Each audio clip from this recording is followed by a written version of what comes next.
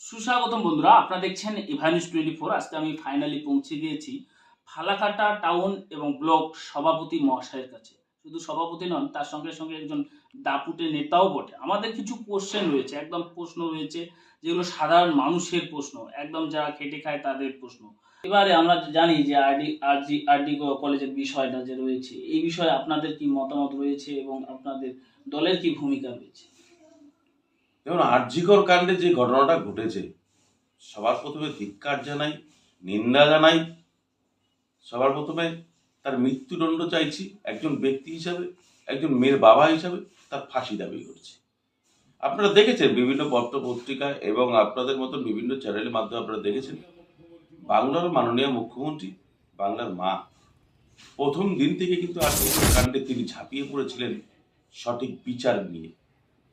এবং আপনারা দেখেছেন, সর্বভারতীয় তৃণমূল কংগ্রেসের সাধারণ সম্পাদক অভিষেক বন্দ্যোপাধ্যায়, সাংসদ, তিনি দাবি করেছেন যে এইরকম অন্যায় যারা করবে তাদের ফাঁসি বা এনকাউন্টার করা হোক। আমরা তার পক্ষে।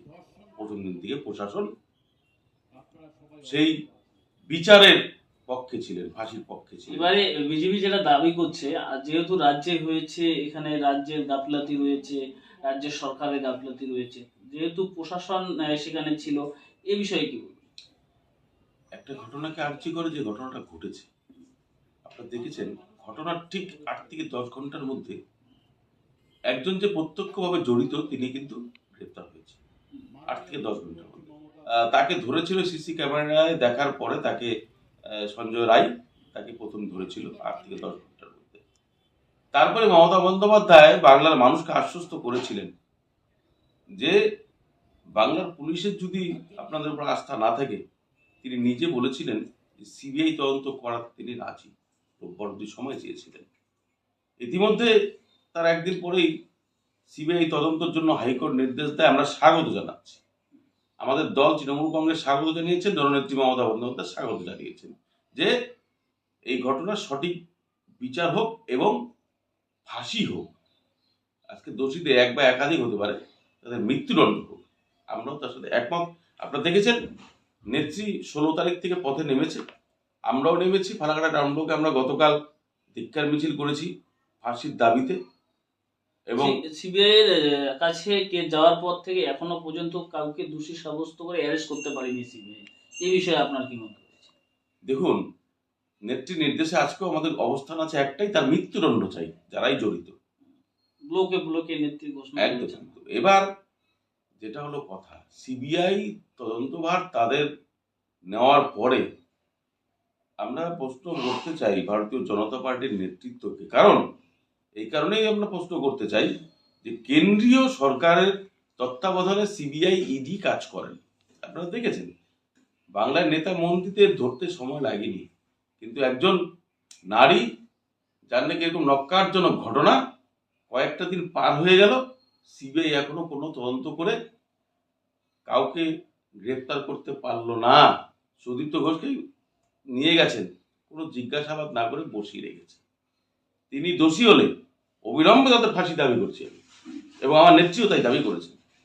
সিবিআই তালমাহানা আমরা মানব না। আপনারা দেখেছেন বাংলায় কতগুলো ঘটনা, কবিগুরু রবীন্দ্রনাথ ঠাকুরের যে নোবেল পুরস্কার, সিবিআই তদন্ত দেওয়া হয়েছে, সিবিআইকে ভার দেওয়া হয়েছিল। আজ অব্দি সিবিআই তদন্ত করে বের করতে পেরেছেন রবি ঠাকুরের নোবেল পুরস্কার? ব্যর্থ হয়েছে।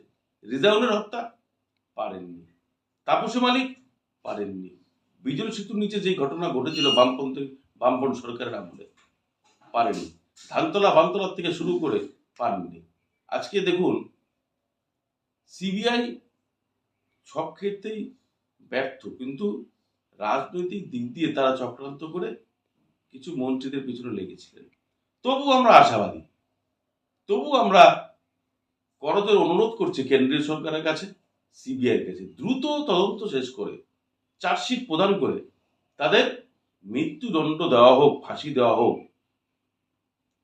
যাতে এরপরও কোনো মানুষ, একজন মহিলা, একজন মার সাথে, একজন নারীর সাথে এই ঘটনা করতে গেলে অন্তত একবার ভাববেন, একবার ভয় পাবেন যে মহিলাদের অসম্মান করা যাবে না। এরপরে কি স্টেপ নিচ্ছে আপনাদের রাজ্য সরকার রাজ্য সরকারের তরফ থেকে?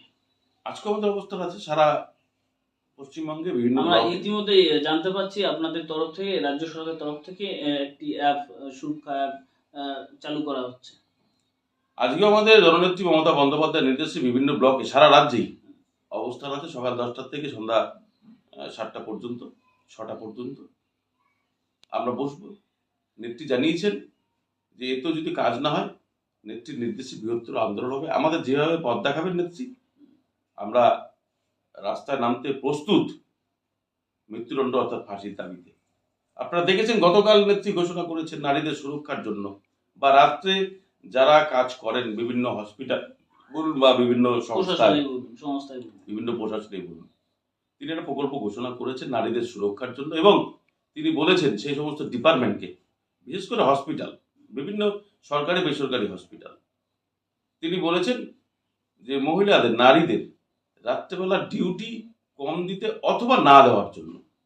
এবং প্রশাসনের সাথে তিনি বৈঠক করে নারী সুরক্ষার জন্য কতগুলো পদক্ষেপ নিয়েছেন, আমরা স্বাগত জানাই।